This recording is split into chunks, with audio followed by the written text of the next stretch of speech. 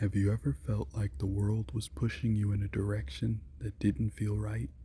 Like no matter where you turned, you were being funneled into a system that wasn't made for you? The broad path is a man made path, like a highway. It's built to guide your movement, thoughts, and choices in a way that benefits a system, not necessarily you. The narrow path is the path that actually works, but it's not always easy to find because it's not pre designed or widely promoted. A highway is built for efficiency, not individuality. Everyone moves in the same direction at the same speed, following signs, paying tolls, merging when told. It limits personal choice. You can't just stop and explore, you go where it leads you.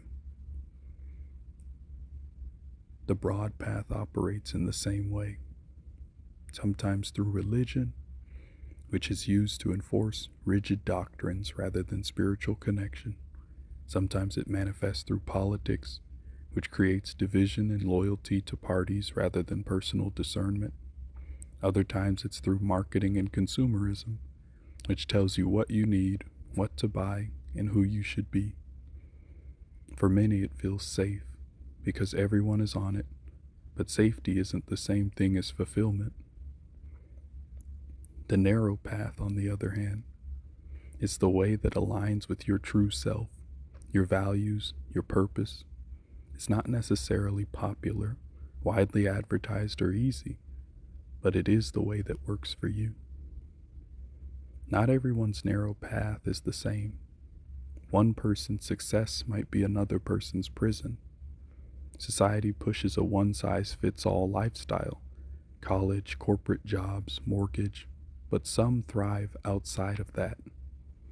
Finding your own path requires questioning, unlearning, and stepping away from the mainstream.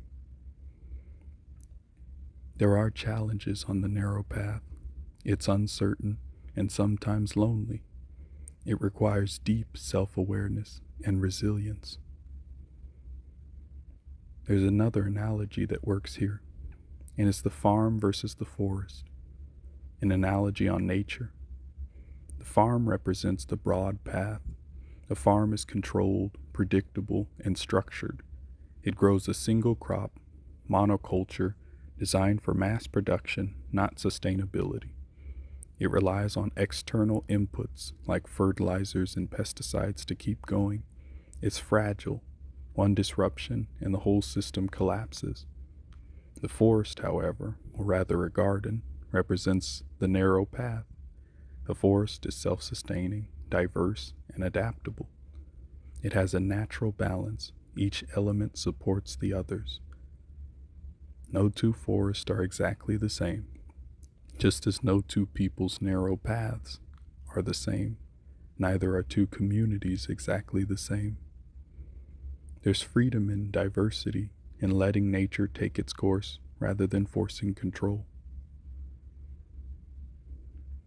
All of that leads to the question of how do you find your narrow path?